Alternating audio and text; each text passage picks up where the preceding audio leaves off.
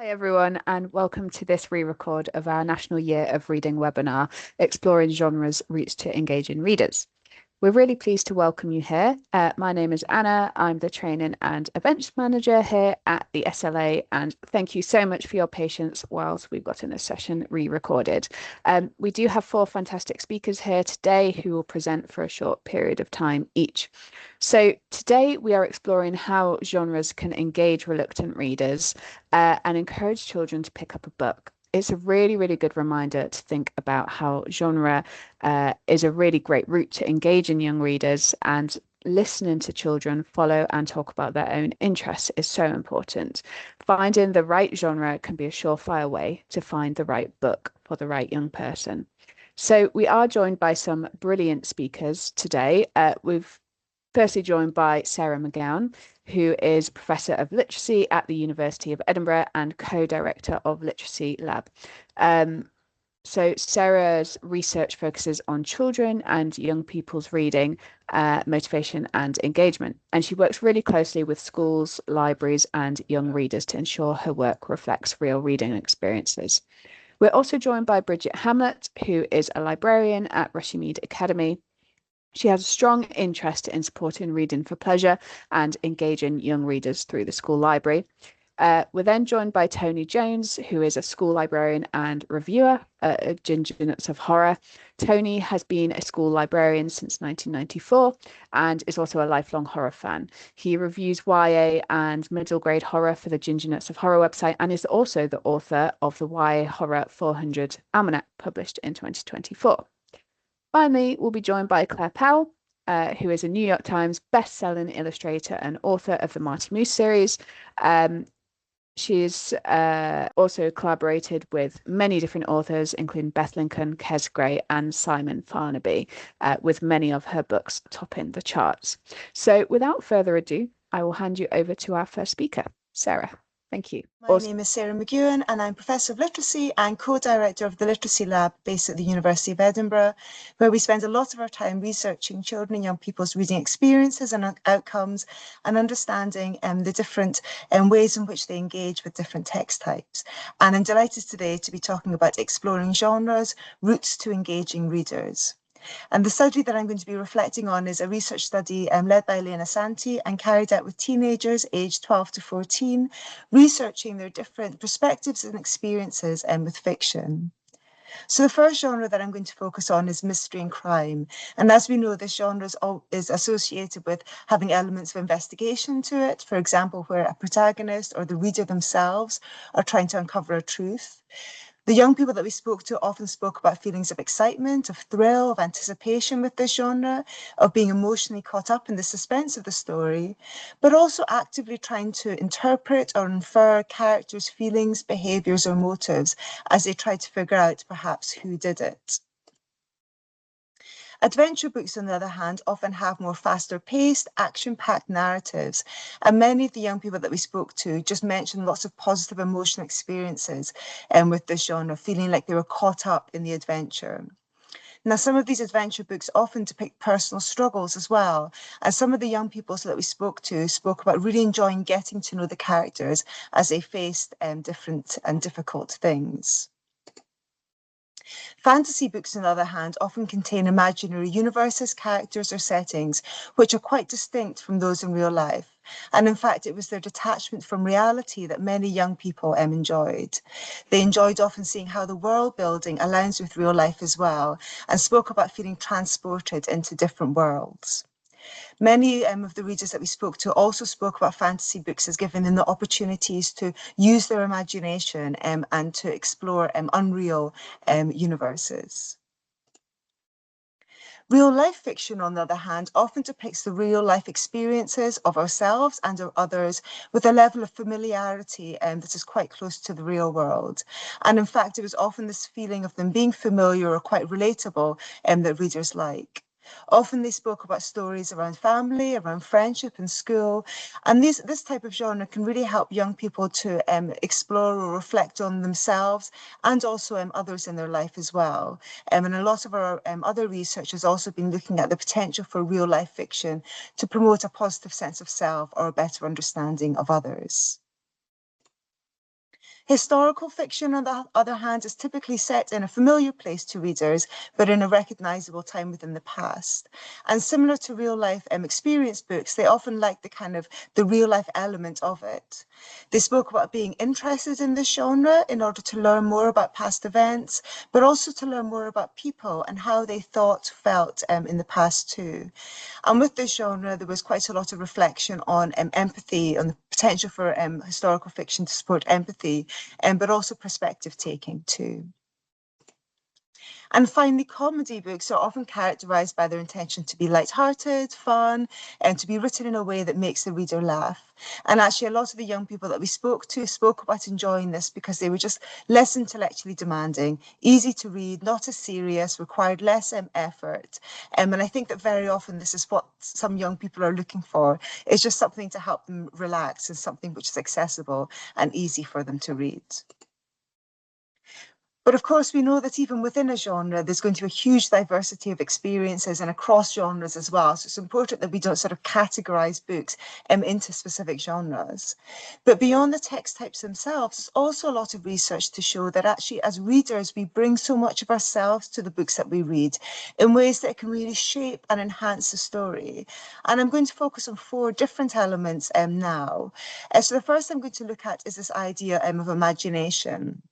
And our imagination is our ability to visually and sometimes in an auditory way, simulate what we're seeing within the story. Now, as individuals, we all vary in our vividness of visual imagination. That is our ability to visually create stories. But for some readers, this was seen to be a really important part of their reading experience and really enhance their experiences with different genres, and fantasy actually in particular. In relation to absorption, absorption is our ability to become captured or immersed in the story. Often as readers, we talk about it as a transportation into the story world where we're able to become detached from our context. And again, these feelings of absorption can really enhance our experience of the genre that we're reading. Escapism is similar in that we're able to kind of detach yourself from reality, perhaps specifically detach yourself from things which may be quite difficult in our own lives and escape into a sort of narrative and enjoy that instead. And finally, reflection is our ability to reflect on personally meaningful content as we read, making connections between what we read and our own lives, experiences, identities, and interests as well. And again, sometimes making those connections between a text and ourselves can also really enhance our reading experience. To summarize, different genres do offer different types of reading experiences, but it's important to stress that there will be a diversity of experiences within genre, and we should perhaps not have these kind of clear categories when thinking about the range of experiences offered by fiction. But it's also important to note that we as readers, so children, young people, adults, we actively construct our own reading experiences, and what we bring to the books that we read can really shape and enhance our experiences.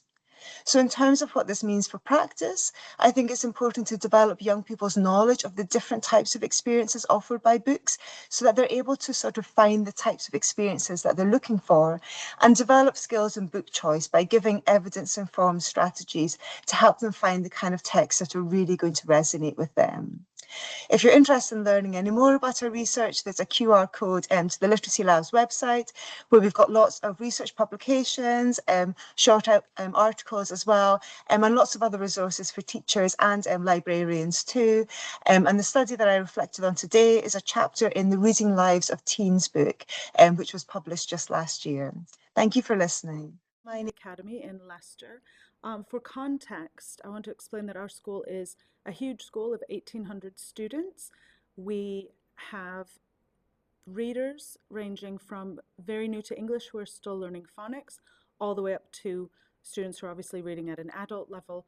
So we have a library that caters for all of those needs, and we have to differentiate for all of those needs and interests and reading abilities.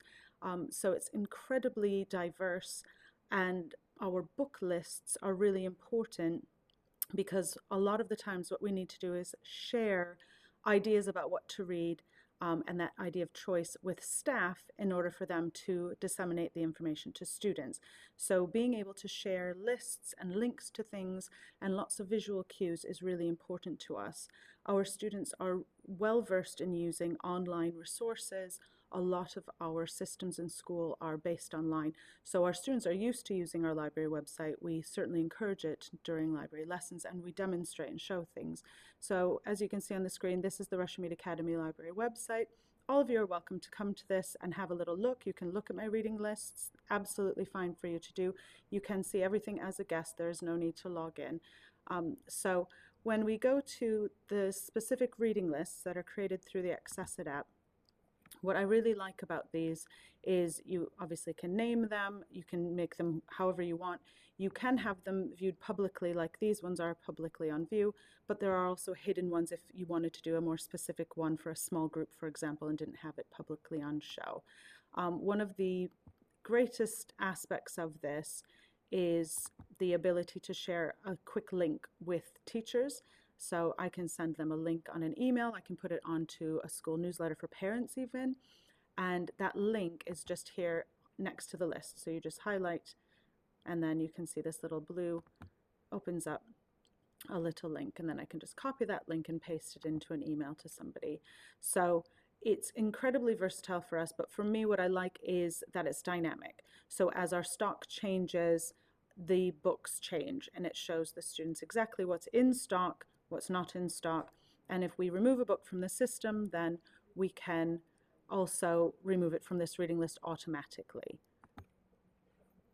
So one of the reasons why we like having dynamic lists is because then everything is fresh and up to date. It also saves me an extra job of having to add and take away books from a list. That dynamism is a fantastic feature of Accessit. So the reading lists have been really, really useful. They're very helpful for sharing with staff. But one of the new things that we've started using is the visual search. So I've got a wonderful library assistant who's very, very good at Canva. And so she's been able to create these really nice thumbnails for us. And in the visual search, you can see we've got books that are related to the curriculum, especially for students who like nonfiction. We have a large proportion of our student population who do prefer nonfiction. But now we've created this lovely book genres tab as well. And within this, we have added many, many different genres. Including, so as seen on TV, so film genres, action, adventure, horror, you name it, we've pretty much got it in here. So there's lots of different ones here because sometimes students really like to just stick with one type of book. And because we don't genreify our shelves, our books are just shelved alphabetical by the author's surname. This allows us to have students who can browse for things. So if they like a thriller, they can click on the thrillers button and they can see what we've got, and they can filter, and they're taught how to use these filters in their library lessons. So if they just want to look at graphic novels, they can look just at the graphic novels, for example. If they are older readers, they can click young adult fiction and see the ones that are just for older readers. And as you can see, you can tell if the books are in stock or out of stock. You can click on a book and find out more about it as well. And within this, we have some added features from Accessit that we've purchased as a sync with different book reviews and things like that as well. So it's incredibly dynamic. We simply put a special genre tag in our Accessit client version. So these will just be tagged as thrillers, and anything we tag as a thriller automatically goes into this visual search. So it's not something that we need to go to every week or update or anything like that. Once you've set it up initially, it continues to change as your catalog changes. So this has been really, really popular with students. So what is really important for us, though, is having the ability to have the books across different genres. So one of the problems for librarians with genreifying any shelving is that if a book crosses into romance and fantasy, I mean, we've created one here because it's such a huge popularity feature for a lot of our students, especially our older girls. But this can both be in the fantasy and in the romance section. But you'll know, like with historical fiction as well, we've got many that are historical fiction, but they're also romance. So for us, this just allows us to have books across different genres to meet all those interests. And students are able to then stretch out outside of their comfort zone and choose different genres that maybe they didn't even know existed. Because they're here at a glance, you can say, oh, well, you know what, I've never really thought about what contemporary fiction is. Let me just click on that and see what that's like. So they can have a little look at all of these things, and you'll know, like, the Agathis is also a murder mystery. So that's contemporary, but also a murder mystery.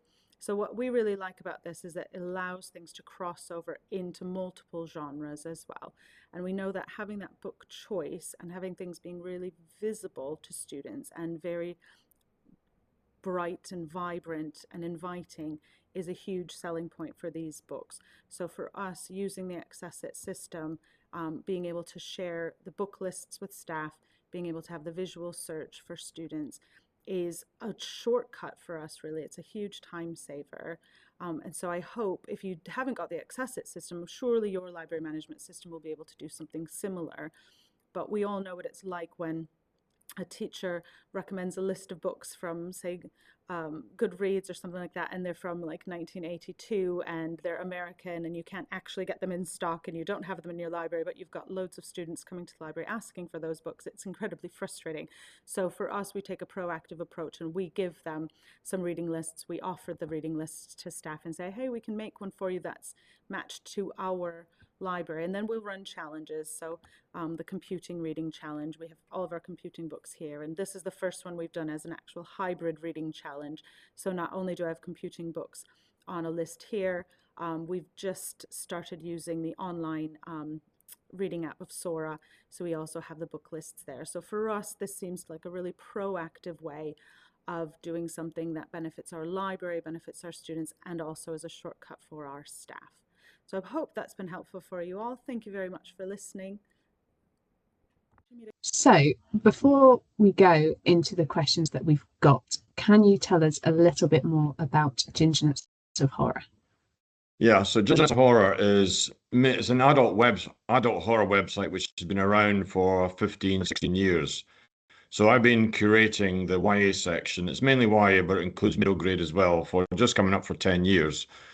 So if you were to go to the site, there's a section called Youngblood, which is entirely written by myself. So normally over the course of a year, I might review, I don't know, 100-ish books a year. Sometimes I'll do a roundup every month. Sometimes I'll do it every 2 months, depending how much time I have. And I'll do annual features like on the YA Bram Stoker Horror Award, Middle Grade Award, do the odd interview here and there. And yeah, just try and highlight the horror stuff which has come out over the last few months. Great. And how heavy do you think that middle grade horror is right now? Middle grade horror. Well, okay. Middle grade, I mean, it's probably quite safe at the moment. I mean, if you look at middle grade as from 8 to 12, there's probably quite a lot more fiction at the lower end, which is quite sort of safe, top end of primary rather than the sort of secondary. And when you get to the top end, there's less range. I would say when you look at the sort of cusp that move from middle grade into YA, I don't think there's so much there. And there's probably a lot better stuff coming out of America than there is in the UK at the moment.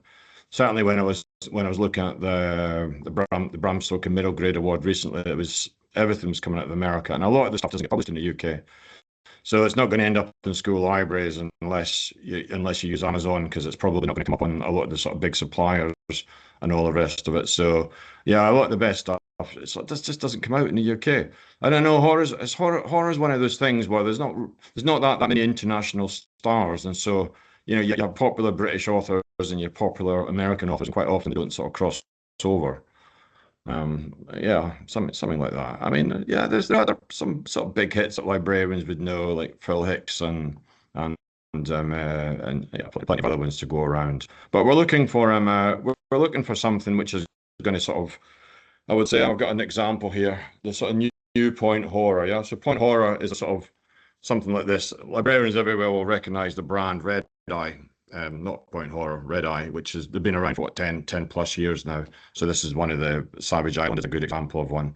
Now there hasn't been one published in a few years, and I think the publisher has changed or merged or something like that. And we're really crying out for something to come out like this, a new brand, because librarians who don't know much about horror, this is a sort of thing they will automatically grab because everybody will know where it is, but there's just not that much stuff out like it at the moment. Another couple of top tips I'll mention while I'm here. Again, neither of these have been published in the UK. I don't think Anna Ursa is not quite a ghost. I love this book. I mean, we use it for one of our 100 book challenges, I think for year 7.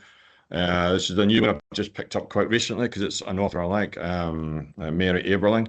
We use our previous book for the 100 book challenge, but it's on loan at the moment. Again, I've just picked this one up. I really liked it. And there's one from an adult horror writer I love, which has recently been published but hasn't had picked up any press at all in the children's world that I've seen, and it could do with a British publisher really. This is Paul Tremblay. It's called Another. Really great Golem story. Really pretty scary for a middle grade book. And as I say, he's a huge name in an adult horror market, but he's a complete unknown when it comes to sort of children's books. I mentioned the Bram Stoker Award a little while ago. This is one of the books which is on the was on the, I think it was on the long list. I'm not quite sure if it made a short list. Now, if you check Ginger Nuts of Horror yesterday, you'll see that my breakdown of the preliminary ballot of the YA grade, the YA section was up yesterday when I graded all the books from 1 to 10. And so for librarians who might not have a lot of cash to spend and all the rest of it, I would just sort of suggest you pick up the ones which I've given the highest marks to, and the corresponding middle grade section will be reviewed. It's already been written, but it'll be published on the site within the next few weeks. But both lists this year were particularly strong, so I would recommend them. This is a good example of what I said there, of a book which is a good sort of between middle grade and YA. And this is a Bite Risk by S.T. Wills. Now we use this on one of the book challenges that we do every year called the Trinity School Book Award. And in the last previous school year, this was one of our most borrowed books in the school library. It was borrowed, I think, 144 times over we had multiple copies because it was one of our reading challenges. So it's a werewolf novel. It's incredibly popular. So it's middle grade, but it's much more challenging middle grade. And anybody who reads YA could read this as well and be perfectly happy with it. But there's just not that many books like this around. And a couple of old favourites I'll just mention while I'm here. Very dull cover, I know. The Wrong Train by Philip DeQuitt. This is just a fantastic collection of short stories. Really engaging. And in between every short story, you've got a boy waiting for a train that's never going to come. And so when one story finishes, it jumps back to the boy. So you've kind of got this really clever double narrative. When you're reading a story, what happens to the boy? Really good. So there's lots of great middle grade out there. Yeah, The Wrong Train sounds great. I'll have to pick that one up. And yeah, if there are any publishers watching, then do take notes as well. I suppose that leads nicely into my next question. There are a lot of questions at the moment about the appropriateness of horror for children, particularly younger children. But as children do get older, when is the right time to introduce kids and teenagers to adult horror? So I'm thinking in particular authors like Stephen King here. Okay, so I mean, I generally introduce Stephen King to year 9 and above. Although there are a couple I would probably like year 8 read, but generally year 9 and above. Now, the thing is, I mean, Stephen King is still the most recognizable name in the world when it comes to horror. I mean, if you were to reflect, I don't know, it depends how old you are, but if you went back to the heyday of horror in the 1980s, there was lots of big names that children would know: Sean Hudson, James Herbert, Clive Barker. But now, now there are relatively few. And in the days where 80s and maybe even into the 90s, where there wasn't so much YA stuff around, it was really normal for children to jump straight from Goosebumps and point horror straight into Stephen King. But it's less common now because the range of YA is just superb when it comes to horror. And so yeah, I mean, you still get the odd kid who just jumps from middle grade straight onto adult stuff, but I wouldn't particularly recommend it because great stuff is out there. When it comes to King, the one I would always recommend first is, in fact, one of his more dystopian novels. And again, it's a real personal favourite of mine, but for some reason or another, it's quite hard to come by. And that's The Long Walk, which was actually one of his earliest books. It was published in the early 1970s under his pseudonym. And it's quite hard to get for some reason or another. Even when there was a film version that came out last year, there was still hasn't been republished with a film cover or whatever. Now, every few years, I'll reuse this book for my senior book club, which is called the Psychotronic Book Club, which is year 10 and above. And we get multiple copies of this book, so it's one of the ones I always go back to. You know, and I mean, King said it himself. It's you can see lots of this in things like the Hunger Games and all the sort of dystopian stuff that kids might still be reading today. And but this is like for me, this is the granddaddy of modern dystopian YA fiction. Now, King has never officially written a YA novel, but I would say this is actually the closest he ever came to one of his first books. 100 Boys, A Walking Race to the Death. Pretty brutal, but absolutely riveting. The other one I would mention is Glendy's Button Box, which is a very short book, one of his novellas that was published within the last sort of 15 years. The main character is a young girl. So I mean, even though it's not strictly aimed at teenagers, I'll let year eights borrow this one as well, because it's a sort of bit of magical realism thrown into it as well. And you get some of his fantasy novels. But yeah, I mean, people want to jump straight into Pet Sematary and other things like It and all the rest of it, and they can do so really from year 9 and above, I think. But I mean, some people I just find are like too strict. Some libraries are, you know, they're very careful about this, but I think year 9 is fine for Stephen King. I think personally, I think when you're in year 9, you should be able to pretty much read most adult fiction, should you wish to. Mm.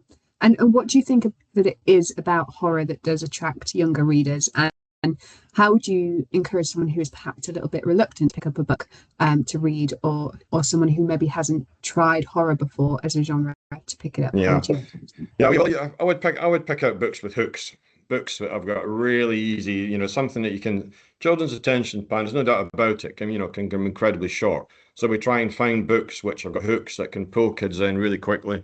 Not necessarily big books. Sometimes it's books which are pretty easy reads, but things which are quick and easy sells. An example would be, I'll take this one as an example. We get The Beyond here. It was actually written by a Canadian. I think he works in the Canadian Public Library Service. A book called Beyond by Kenneth McNee. And when I mean by a single hook, a hook is something that you can pretty much sell the book in a sentence or a little bit longer. And so the hook of The Beyond is a girl is being stalked by her own shadow. Wow, pretty scary, yeah? But I mean, it's a very clever book. It goes into mental health, it goes into other stuff because no one believes her. They think she's, you know, trying to take her own life and all this sort of stuff. It's much more sinister than this. And so this is the book that, you know, it's been around for a long time. But whenever I do a talk, you know, I find this is a really easy book to sell for kids, and they sort of pick it up really quickly, and they take it from there. And so that's a good example. Hooks, easy hooks, and yeah, just not finding stuff which is too challenging. As I say, short stories are quite good ones as well. And looking at lists of stuff what we've already got. I mean, we have when we look at our stats, we can look at books which have been borrowed a lot, and quite often we rely on them when it comes to bringing out ones that have got, you know, that sort of wow effect. And sometimes it's incredible. I mean, again, I'll give an example. I'm got it sitting here, but there's a book called Adelaide, which was on the Trinity School Book Award, and it's a Barrington Stoke book. So it's sort of we wouldn't necessarily call it out and out horror, but it was on the shortlist for the Trinity School Book Award. And we had lots of copies of this book because it's really popular. And this is by Melinda Salisbury, quite a well-known fantasy kind of horror writer for young YA. And so this is a stat I can give you, and this is an absolute fact, yeah, absolute fact. So if you were to go to Amazon, which is for you know, all the Amazon systems that collects its reviews together, you'll find Adelaide by Melinda Salisbury has got maybe 12 reviews. Okay. Now, I've been really pushing this book, and we have got maybe quite a lot of copies because of this Trinity School Book Award. And so in our Accessit library system, that one book has 101 reviews just over 1 year, just one school year. That's it. One school year, it's 101 reviews. And so that's pretty much saying that if you were to look at our lower school, which should do this award, which is year 6, year 7, year 8, that's 12, 14 classes. So that's like saying every third or fourth kid has actually read and reviewed Adelaide. It's an amazing statistic. And the hook, again, is unbelievably simple. The girl is given an AI, kind of almost like an AI pet by her stepfather. It's like a prototype thing. And the AI starts giving her advice, begins with like lifestyle advice on how to improve your life. Get a nose ring, dye your hair orange, all this sort of stuff, and it spirals out of control. And this book is just really connected with the kids in our school. You know, the AI hook is really realistic. The AI doesn't go over the top. It's not scary. It's not a monster. It's not evil. it just gives that sort of strange little advice that kids can identify with. So it's got a certain amount of believability in it. And the 101 reviews is just unbelievably successful for one book. That's an incredible stat as well. It is, Yeah, yeah. amazing. And I think a lot of the interest in the genre will no doubt come from you and your passion and your knowledge and for the subject as well. You obviously know it really well just listening to you and your recommendations as well. So I do have one final question for you. Could you share a little bit about your almanac that you published in 2024? Yeah, sure. So the Y Horror 400 was published in 2024. So we did it for a couple of reasons. 2024 was the 30th anniversary of me working in the school library. So it was like a big anniversary for me. The book actually came out pretty much on the anniversary, which was 21st of June 1990, 2024. So 21st of June 1994 was my first day in a secondary school library. And a few years back, Ginger Nuts of Horror had a sort of major hack, and there was a lot of information was lost, and which eventually went into some sort of backup system. And really, I just didn't want my reviews to disappear. And so I kind of rewrote them all into the same format. And so now it's got 400 reviews. That's why it's called the Y Horror 400. 400 reviews, and it's got lots of subsections of lists that you might expect to find in a book about horror, like haunted houses, wilderness horror, zombies and werewolves, and all that sort of stuff. And there are about 8, because I'm quite well known in the horror world, I get lots of authors to write contribution pieces to it.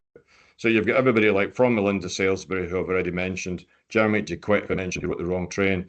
You've even got really, really well-known writers like Frances Harding wrote for it. So a lot of big names wrote pieces on why they wrote horror, or just a companion piece to what they had in the book.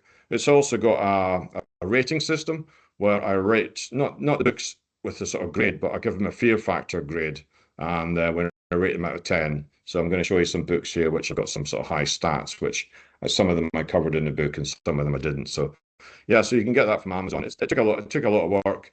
And yeah, well, I still use it a lot. So I mean, it's got some sort of lovely quotes from other authors. So what can I mention? So I'll mention Diana Wallach. This is Small Time Monsters.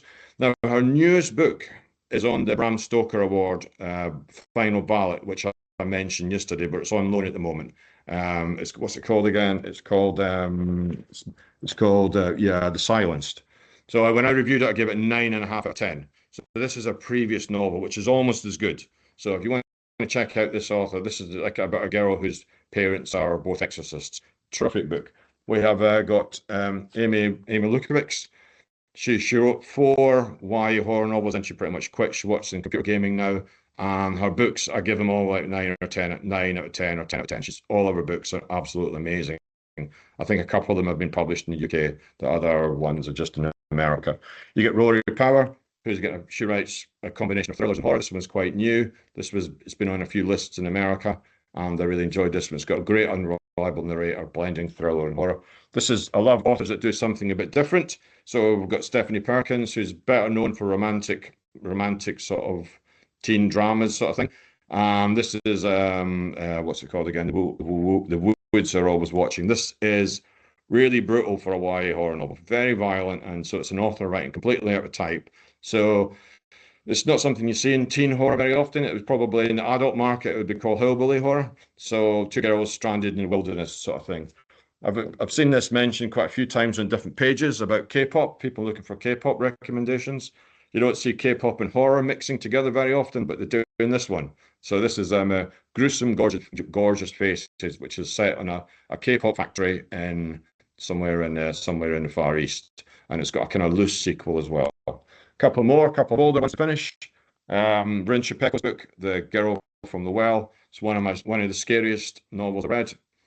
It's in the YA 400, and they've written lots of other good books, and they kind of mix fantasy and horror, and it's one of my favorite ones. This one mixes horror and romance. Anna Dressed in Blood. Kendari Blake. She's written a lot of fantasy novels. She's very well known in America, less well known in the UK. And this one's been really popular in our school as well. And quite a lot of kids who read the first one, they'll bounce on to the second one because it's got a companion novel. And so there's some of my top tips. But if you want all my top tips, you got to go to the Ginger Nuts of Horror to find out. I've probably got a roundup coming up quite soon.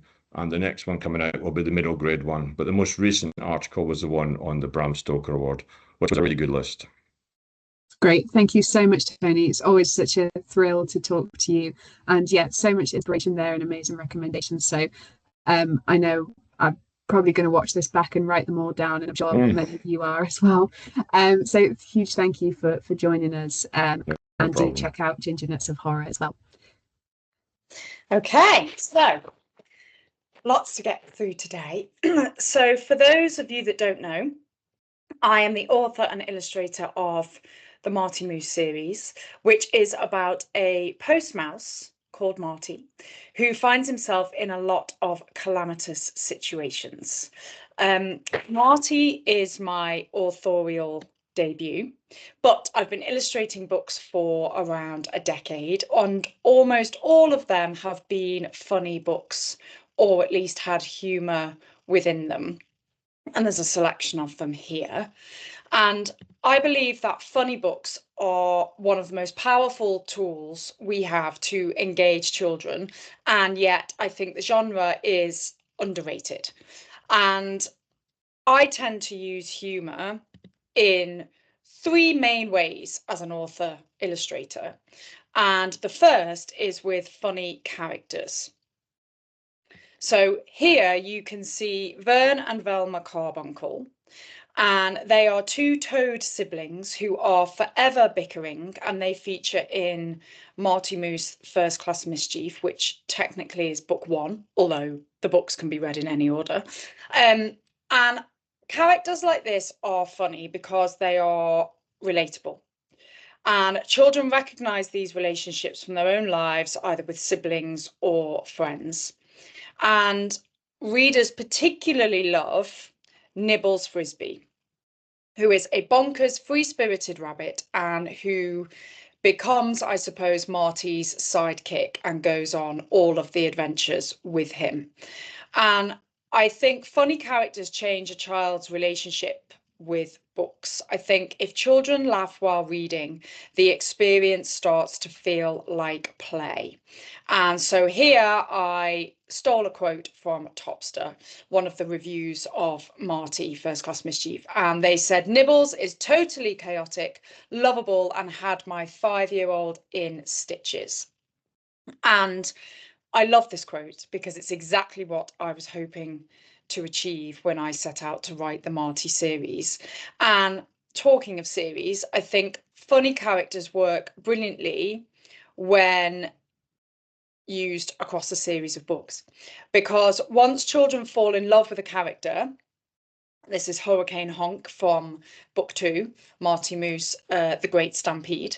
And once children fall in love with a character, they're invested in seeing what happens to them from book to book. And I think that's really, really important for reluctant readers who eagerly await the next installment in a series because they enjoyed themselves the first time around.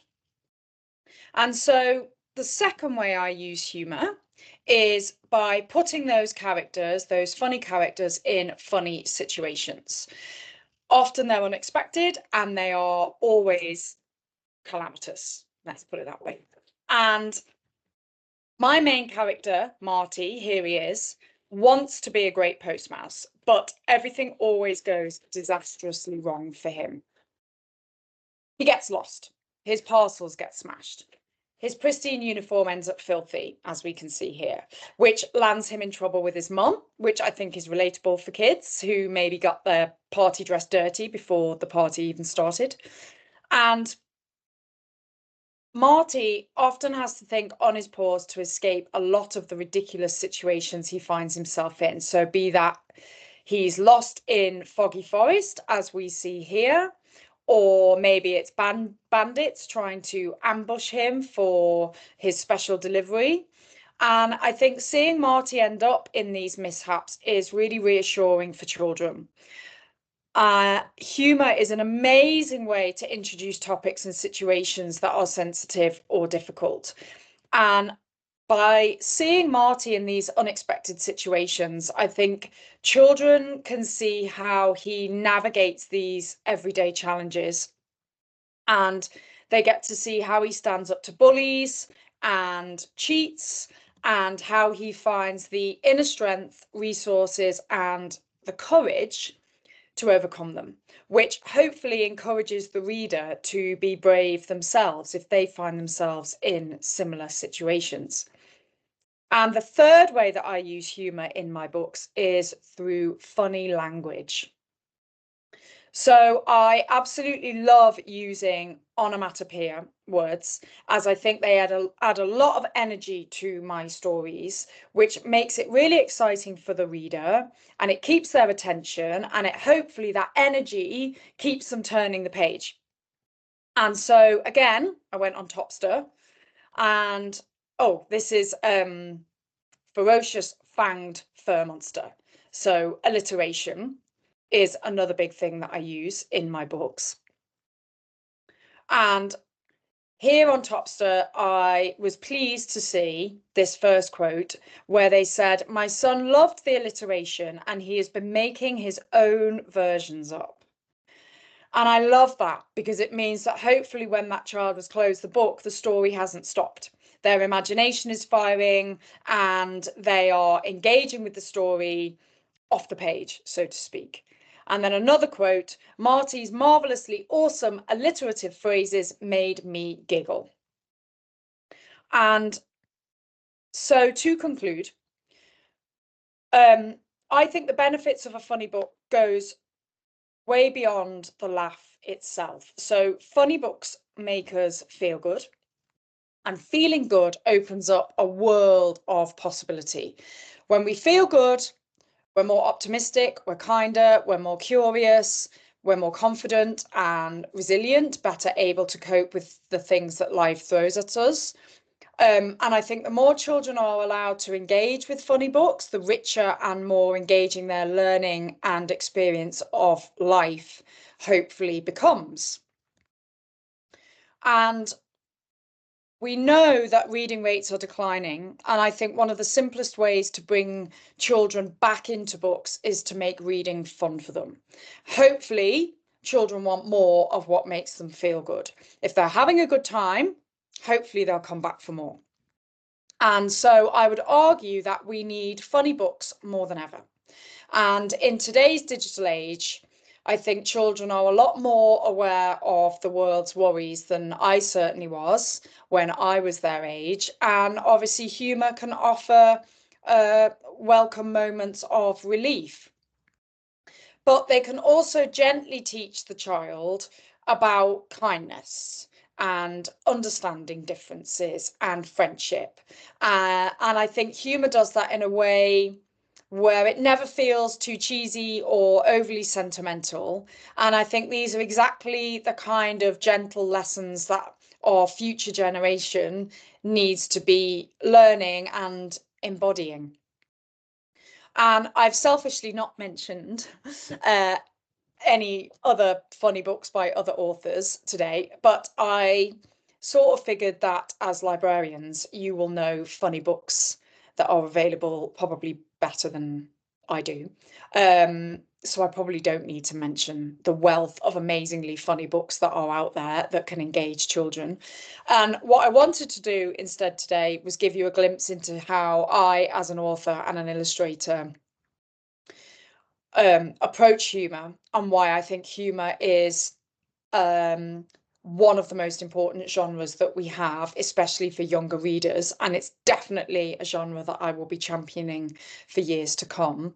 And I wanted to end with this quote, which I received about the first Marty book.